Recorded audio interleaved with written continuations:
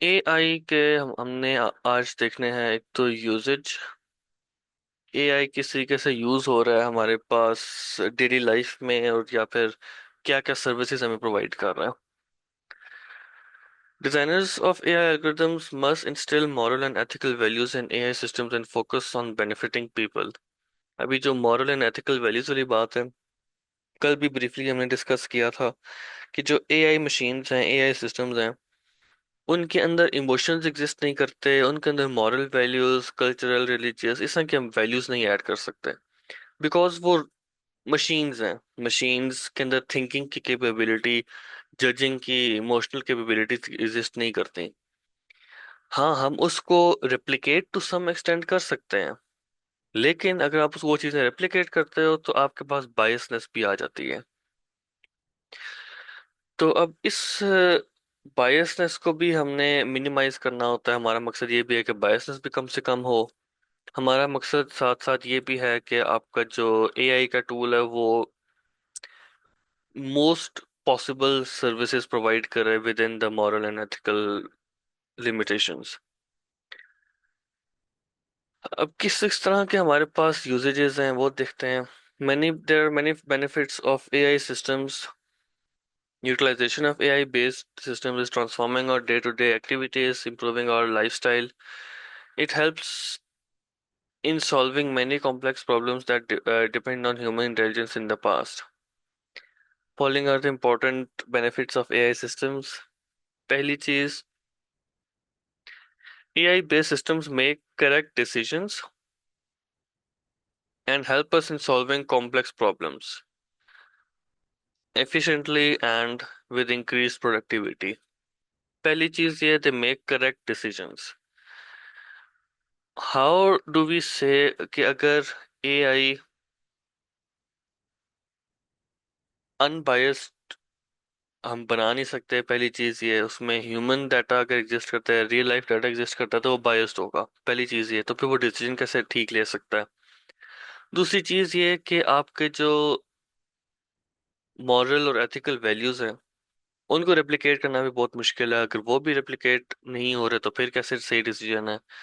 Decision इस तरह से सही है कि जिस भी तरीके से एक एआई को बिल्ड किया जाए, based on its circumstances, based on its coding, based on its algorithm, वो डिसीजन बिल्कुल परफेक्ट लेगा। नाउ दैट ऑल डिपेंड्स कि आपने उसको डिजाइन कितना अच्छा किया है। अगर आपने अच्छा डिजाइन किया है, उसके सॉफ्टवेयर को, उसके एल्गोरिदम को आपने बेहतर डिजाइन किया है, तो वो आपके हिसाब से भी अच्छा डिसीजन लेगा।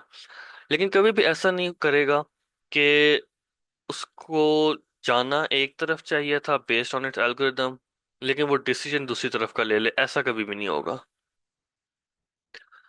जो भी उसको जिस भी तरीके से एनकोड किया गया है, वो उस तरीके के हिसाब से बिल्कुल परफेक्टली काम करेगा। अब दूसरी चीज हमारे पास थी यहाँ पे, solving complex problems efficiently and with increase productivity. Complex problem को हमने पहले भी देखा था कि उसको स्मॉलर पार्ट्स में डिवाइड किया जाता है। तो कॉम्प्लेक्स प्रॉब्लम्स को इजीली वो स्मॉलर पार्ट्स में डिवाइड भी कर लेगा। उसके साथ साथ वो उन कॉम्प्लेक्स प्रॉब्लम को इजी, अपने तौर पे इजी तरीके से और एफिशिएंट तरीके से सॉल्व भी कर लेगा। एफिशिएंसी का इसमें दो एस्पेक्ट्स आते हैं। एक टाइम होता है और दूसरा रिसोर्स होते हैं। तो दोनों के हिसाब से आपका जो एआई है, it is suppose to be efficient. Time भी कम ले, रिसोर्सेज भी कम ले, विद इंक्रीज प्रोडक्टिविटी।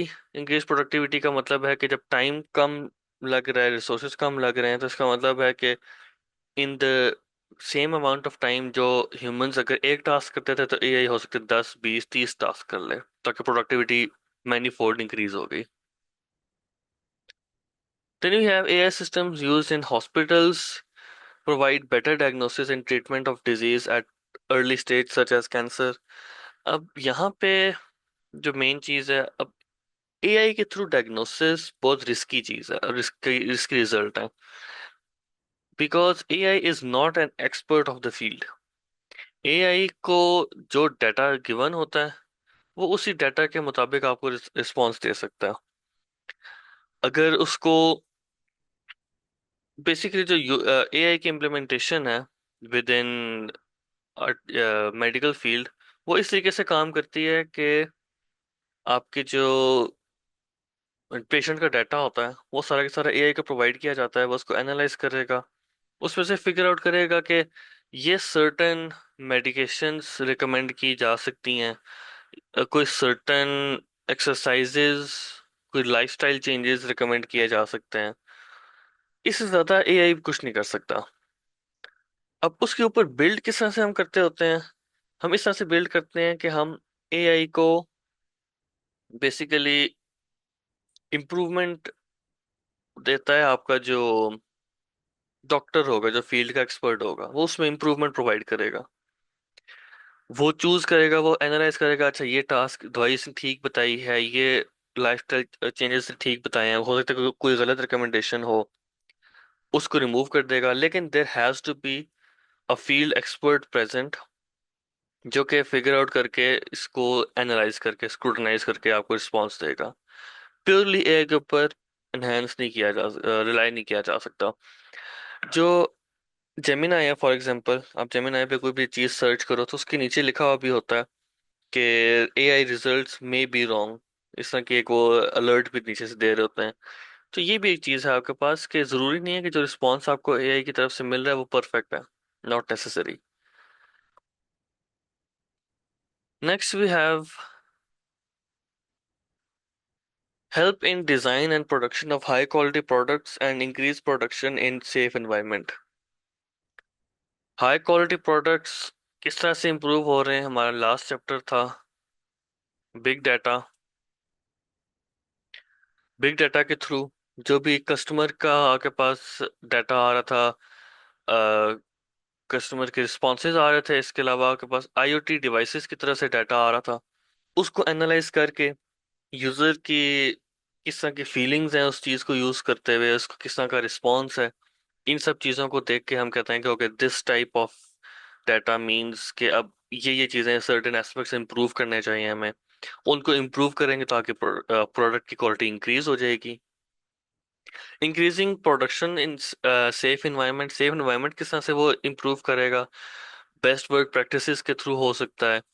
इसके अलावा जब आपको ट्रायल एरर नहीं करना पड़ रहा, आपको already human responses, customer responses जो हैं वो एआई आपको रिजॉल्व करके बता रहा है कि क्या क्या चीज़ें इंप्लीमेंट करनी जरूरी हैं, तो आपको उस साइकिल में इन्वॉल्व होने की जरूरत नहीं है जिसमें आप टेस्ट कर करके और प्रोडक्शन एनवायरनमेंट के अंदर ही टेस्ट कर करके आप इम्प्रूव कर रहे हो एक प्रोडक्ट को।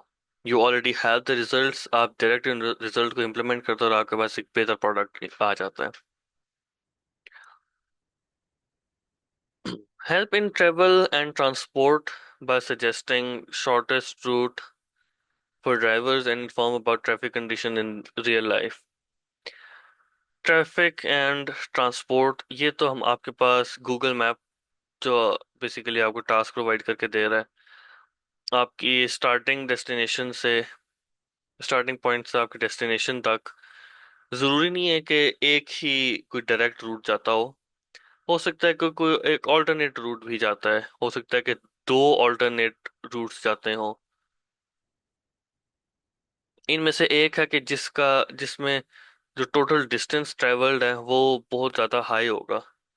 कोई और है जिसमें डिस्टेंस ट्रेवल्ड कम होगा। एक और है जिसमें मिनिमम है, लेकिन जिसमें मिनिमम है उसमें हो सकता है कि ट्रैफिक बहुत ज़्यादा हो। तो वो सारा का सारा डाटा आपको कलर्स की फॉर्म में ट्रैफिक शो कर रहा होगा, डिस्टेंस शो कर रहा होगा, और आप उसमें से एनालाइज कर सकते हो कि कौन सा पाथ आपको चूज करना चाहिए, कौन सा आपको सूटेबल है। Then we have correct decision making helps in improving marketing, sales, enhance customer satisfaction। ये वही बात आ गई प्रीवियस पॉइंट हमारा बिग डाटा वाला, कि जब आपके पास कस्टमर का रिस्पांस आ रहा है तो आप इम्प्रूवमेंट उसके अंदर लेके आ सकते हो बहुत इजीली। आप अपने प्रोडक्ट को बेहतर करोगे तो आपका कस्टमर सेटिस्फाई होगा। आपकी मार्केटिंग और सेल, आपको पता है कि किस तरह के कस्टमर आपके प्रोडक्ट को पसंद करते हैं, तो आप उनकी तरफ अपनी मार्केटिंग को टारगेट करोगे, तो आपकी सेल्स और ज़्यादा इंक्रीज होने के चांसेस हैं। help in developing better learning software and introduce new teaching techniques. Learning software किस तरह से इम्प्रूव कर रहा है AI? Basically it's learning by itself, वो अपने आप को इम्प्रूव कर रहा है। टीचिंग टेक्निक्स इसमें इस तरह से इम्प्रूव हो सकती हैं कि मॉडर्न टेक्नोलॉजीज जो आ रही हैं, मॉडर्न सब्जेक्ट्स आ रहे हैं, उनको किस तरह से आप इम्प्रूव कर सकते हो, उनकी टीचिंग टेक्निक्स क्या होनी चाहिए, किस तरीके से हम बेहतर बना सकते हैं, क्या क्या नई टेक्नोलॉजीज इंप्लीमेंट कर सकते हैं फॉर बेटर लर्निंग। उनकी रिकमेंडेशंस हो सकता है आपको एआई प्रोवाइड कर रहा हो। Usage of AI-based assistants such as Siri and Alexa suggest product by monitoring और browsing habit। अब इसमें दो चीजें आपके पास आ रही हैं बेसिकली। एक है आपके पास AI असिस्टेंट, और दूसरा है आपके पास रिकमेंडेशन सिस्टम। AI असिस्टेंट क्या कर रहा है? आपके जो डिवाइस के अंदर कोई स्मॉलर टास्क हैं, टाइमर सेट करना, रिमाइंडर लगाना, अलार्म लगाना, डिफरेंट किस्म के टास्क हैं, इवन कॉल या मैसेज करना भी, बजाय इसके कि आप डिवाइस के साथ इंटरेक्ट करके आपको करना पड़े, आप जस्ट वॉइस कमांड के थ्रू भी ये काम कर सकते हो। वो काम सारे सिरी, एलेक्सा, जेमिनाई ये सब कर रहे होंगे। इसके अलावा जो दूसरा है प्रोडक्ट रिकमेंडेशन।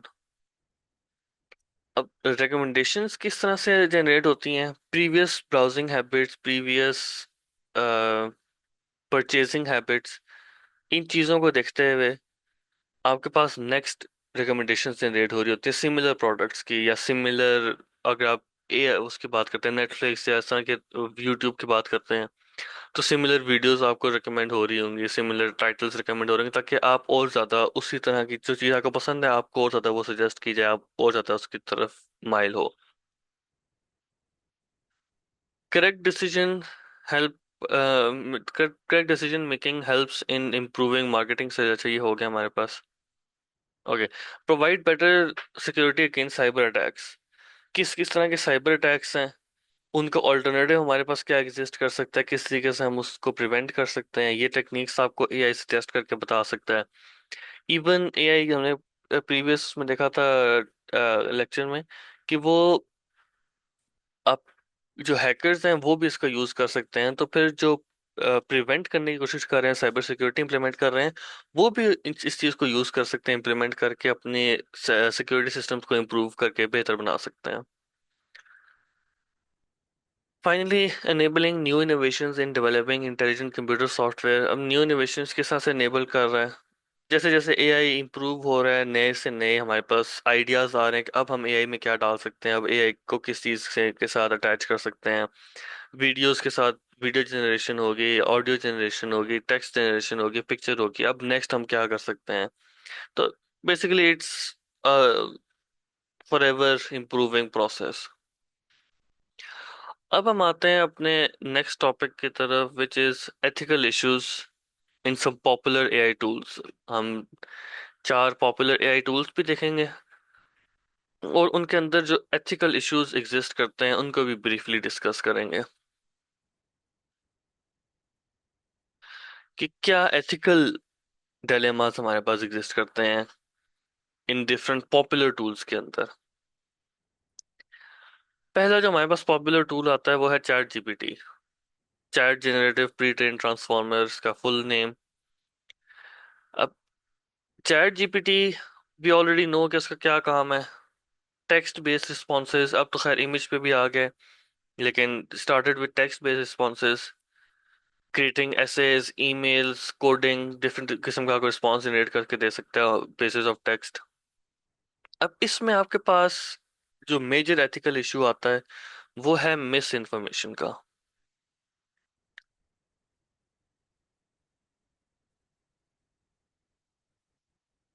अब मिस इन्फॉर्मेशन यहाँ पे कैसे आ रही है? हमने ये चीज पहले भी देखी थी कि बिग डाटा के अंदर देर इज अ चांस कि जो डाटा आप गैदर कर रहे हो, वो डाटा, बिकॉज रियल लाइफ है, रियल यूजर्स की तरफ से ये डाटा आ रहा है, तो ये डाटा मैनिपुलेट हो सकता है।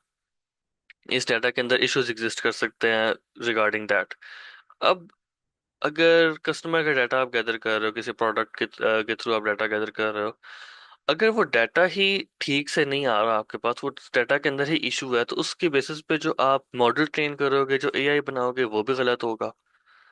फिर वो गलत एआई जब आपको रिकमेंडेशंस देगा तो वो भी सारे गलत होंगे। तो ये आपके पास एक डिलेमा बन जाता है, या एथिकल इशू बनता है कि जो एआई टूल आपको इन्फॉर्मेशन प्रोवाइड कर रहा है, क्या वो ठीक है, रिलायबल है या नहीं है। दूसरी चीज आपके पास आती है प्लेजरिज्म एंड चीटिंग।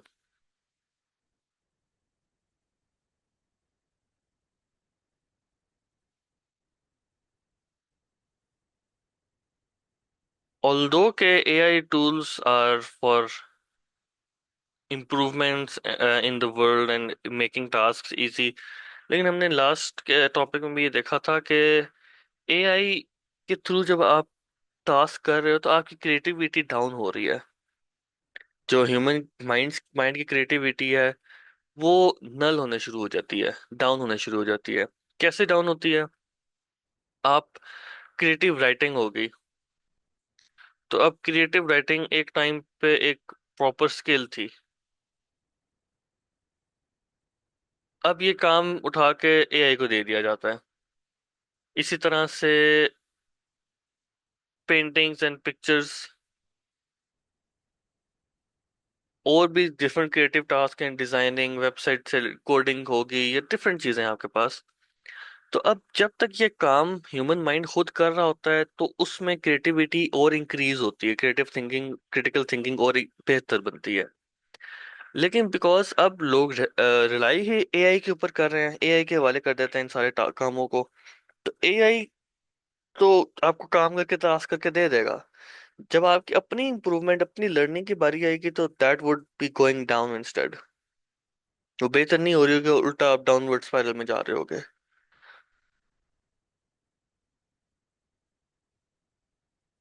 इसके बाद दूसरी चीज क्या है? Bias, discrimination, data privacy and security. चार कॉन्सेप्ट, बायस एंड डिस्क्रिमिनेशन तो समवट सिमिलर हैं, प्राइवेसी एंड सिक्योरिटी भी सिमिलर, तो दो कॉन्सेप्ट हमारे पास आ जाते हैं। बायस एंड डिस्क्रिमिनेशन किस तरह से आता है? ह्यूमंस आर बायस्ड, सीधी बात है। Human discriminate based on race, based on gender, age, हर एस्पेक्ट से। तो अगर आपके जो एआई ट्रेन हो रहा है वो ह्यूमन डाटा के ऊपर ट्रेन हो रहा है, रियल लाइफ डाटा के ऊपर ट्रेन हो रहा है, तो इसका मतलब है कि उसके अंदर बायसेस भी एग्जिस्ट करती है, वो डाटा बायस्ड होगा आपके पास। दूसरा, सिक्योरिटी एंड प्राइवेसी। जब आप एआई के साथ कम्युनिकेट कर रहे हो तो आप एआई को डाटा प्रोवाइड कर रहे हो। एआई उसको सर्वर, बेसिकली जो जिस एप्लीकेशन के थ्रू आप कर रहे हो वो उसके सर्वर पे अपलोड होगी, वहां पे प्रोसेसिंग होगी, फिर आपको एक रिस्पॉन्स मिलेगा।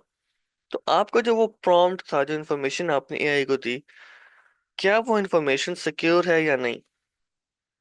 Data security is one of the biggest concern in today's world. कि आपका जो ऑनलाइन डाटा मौजूद है वो ओपन फॉर पब्लिक है। जितना मर्जी आप प्राइवेट उसको आपको शो कर रहा है, आपका जो भी प्लेटफॉर्म है, कि उसका कितनी high level of data privacy है, वो डाटा पब्लिकली अवेलेबल है। आप इस चीज को इंश्योर नहीं कर सकते कि आपका डाटा 100% सिक्योर होगा या नहीं। तो that is a concern for us. अगर आप अपने डाटा को सिक्योर रखना चाहते हो, वो सिक्योर नहीं आपको सिक्योरिटी प्रोवाइड कर रहा टूल, अब आपके पास नेक्स्ट ऑप्शन क्या है? नथिंग। तो ये एक बहुत बड़ा कंसर्न है डाटा सिक्योरिटी एंड प्राइवेसी का। अब नेक्स्ट जो हमारे पास टूल है वो है ग्रामरली। ग्रामरली बेसिकली एक grammar check, spell check tool है, जिसमें से आपके पास बिल्ट इन आता है माइक्रोसॉफ्ट वर्ड में। ग्रामरली भी सेम काम करता है, लेकिन यहाँ पे तो खैर मेंशन हुआ हुआ है कि आप ग्रामरली के अंदर अपना टेक्स्ट कॉपी करके पेस्ट कर दो, वो चेक कर देगा। अब तो ग्रामरली की एक्सटेंशन एग्जिस्ट करती है, वो ऑटोमेटिकली आपको टेक्स्ट करके चेक करके दे देती है। अब यहाँ पे हमारे पास एथिकल इश्यूज क्या आते हैं? पहली चीज, डाटा प्राइवेसी। जब आपका ये टूल है जो ग्रामरली, ये आपका सारा टेक्स्ट रीड कर रहा है, हो सकता है उसके अंदर कोई सेंसिटिव इन्फॉर्मेशन हो, वो उसको अपलोड करके चेक करता है और फिर आपको वापस रिस्पॉन्स देता है। तो अब वो सेंसिटिव इंफॉर्मेशन, अगर वो सिक्योर नहीं है, उनके सर्विसेज जो भी रन हो रही हैं वो सर्विस सिक्योर नहीं है, तो इसका मतलब है कि आपका जो रिजल्ट है दैट इज नॉट सिक्योर। आपका जो सही डाटा है वो सिक्योर भी नहीं है। दूसरी चीज क्या है हमारे पास? Inaccuracy. Grammarly, like any other tool, is not perfect. उसके अंदर इनएक्यूरेसी एग्जिस्ट कर सकती है। इनएक्यूरेसी किस तरह? वो आपको हो सकता है कोई गलतियां ठीक ना कोई गलतियां ठीक ना करे, वो स्किप कर दे, या फिर जो उसने सजेशन दी है वो सजेशन गलत हो। तो अब उसकी एक्यूरेसी के ना होना और डाटा के प्राइवेसी, ये दो चीजें हैं। तो अब इसमें अ, जो मैनुअल प्रूफ रीडिंग है, जो कि इंसान प्रूफ रीड करता है डॉक्यूमेंट को, वो भी हमारे पास एग्जिस्ट करती है, लेकिन अगेन वो ऐसा ऐसा कम होती जा रही है। मैनुअल प्रूफ रीडिंग का कॉन्सेप्ट बहुत डाउन होता जा रहा है बिकॉज ऑफ एआई। एआई को आप टास्क दे दो, वो खुद ही रीड करके दे देगा, और people rely on that with a blind eye. तो जो ये हमने लास्ट टॉपिक में देखा था कि जॉब्स का काम होने का एक रिस्क है एआई के साथ, ये हमारे पास one of the first jobs to go is manual proof reading and creative writing. Then we have Lovo AI. Lovo AI is basically a text to speech tool. जब भी आप टेक्स्ट को प्रॉम्प्ट दोगे, उसको वो वॉइस के form में generate करके आपको दे देता है। ऑडियोज वीडियोस के लिए भी यूज होता है, बैकग्राउंड ऑडियो के लिए, advertising, marketing, education, training, different aspects में यूज किया जा सकता है। अब इसमें आपके पास क्या इश्यूज हैं? जो भी टेक्स्ट आपने दिया वो टेक्स्ट सेंसिटिव इंफॉर्मेशन उसमें हो सकती है, तो प्राइवेसी का कंसर्न सबसे पहला आपके पास आ गया।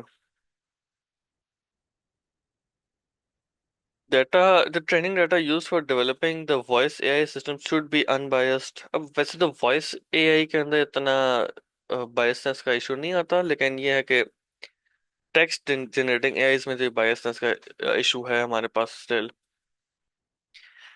दूसरा है AI tools that create new content such as audio, video, music, text, and images can raise the issue of copyright infringement. Copyright infringement is one of the biggest concern here as well. आपके जितने भी AI के tools बन रहे हैं, वो सारे के सारे tools आपके पास previous जो डाटा इंफॉर्मेशन मौजूद थी ऑनलाइन उसकी बेसिस पे है। जो हजारों लाखों आर्टिकल्स रोज के लिखे जा रहे हैं, जो आपके एआई टूल्स हैं वो उनको रीड करते हैं, उनको गो थ्रू करते हैं, और वहां से वो फिगर आउट करते हैं कि नेक्स्ट क्या होना चाहिए अब। तो अगर आप किसी और का डाटा रीड कर रहे हो, किसी आपका एआई जो टूल है वो किसी और का डाटा गैदर गेट करके कर चल रहा है, तो इसका मतलब है कि आपका जो मकसद है प्राइवेसी का और कॉपीराइट का, वो आपने डिस्ट्रॉय कर दिया। आपने किसी और के कॉपीराइट्स को पामाल करके उसके किसी और के राइट्स को आपने डिस्ट्रॉय कर दिया। तो that is a huge concern hair.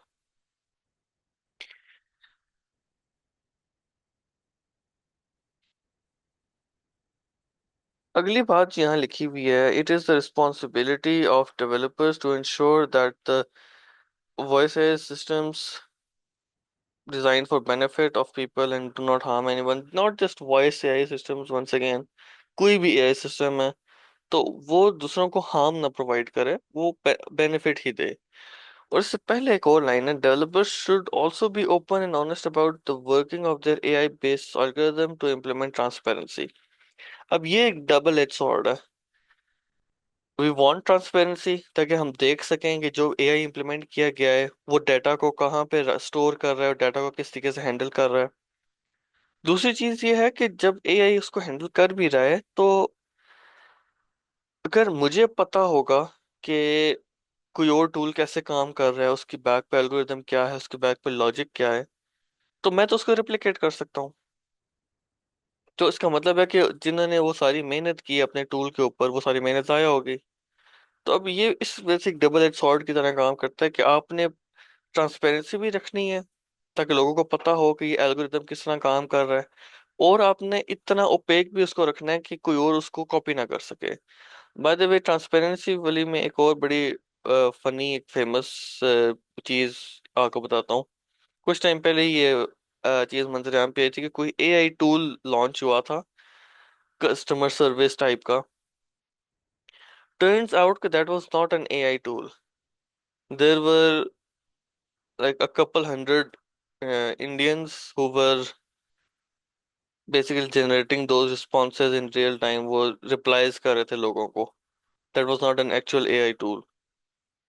तो अब अगर आपके इस सो कॉल्ड एल्गोरिथम की बैक पे ट्रांसपेरेंसी नहीं होगी, तो इसका मतलब है कि वो एआई हो भी सकता है और उसके पीछे बैठा हुआ कोई इंसान भी रिस्पॉन्सेज जनरेट कर रहा होगा। Finally we have virtual assistants. Virtual assistants के अंदर जो आपके पास मेन कॉन्सेप्ट आता है, गूगल असिस्टेंट, आपके पास सीरी, अलेक्सा, amazon का है अलेक्सा, गूगल असिस्टेंट हम देखे, चैट जीपीटी, माइक्रोसॉफ्ट cortana। अब ये सारे टूल्स हैं, ये आपको different task provide services provide कर रहे हैं यूजिंग नेचुरल लैंग्वेज प्रोसेसिंग। आप इनके थ्रू डिफरेंट मैसेजेस जनरेट कर सकते हो, मैसेज भेज सकते हो। आप इनके थ्रू फोन कॉल्स कर सकते हो, म्यूजिक का की कमांड दे सकते हो, टाइमर्स, ईमेल्स जनरेट करना, अलार्म सेट करना, कोई चीज सर्च करना, कोई क्वेश्चन पूछना, उससे जाके वो रिस्पॉन्स जनरेट करे। अब ये सारे टास्क वो कर तो रहा है। वंस अगेन इसके अंदर भी हमारे पास पहला कंसर्न आ गया, प्राइवेसी एंड सिक्योरिटी का।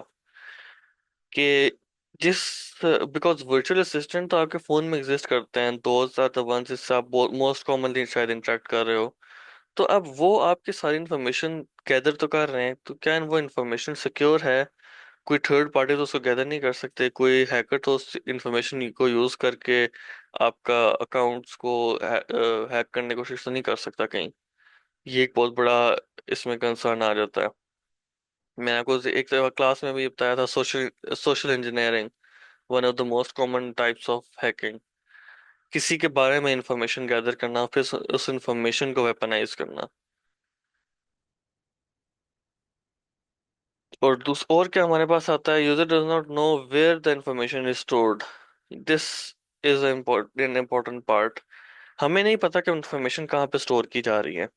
वो इंफॉर्मेशन जस्ट हमें इतना पता है कि हमने कमांड डाली और हमें रिस्पॉन्स मिल गया।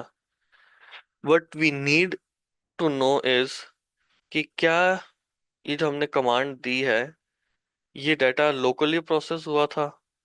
क्या ये data outside the system process हुआ है? आउटसाइड द सिस्टम हुआ है तो कहाँ पे स्टोर हुआ है? अगर गूगल की या एप्पल की इनके अपने सर्वर्स पे स्टोर हुआ है तो वो कितने सिक्योर हैं? व्हाट आर द ऑड्स कि वहां से भी डाटा लीक हो जाए, हैक हो जाए? तो इस तरह की चीजों के बारे में भी तरह इश्यूज दे एग्जिस्ट।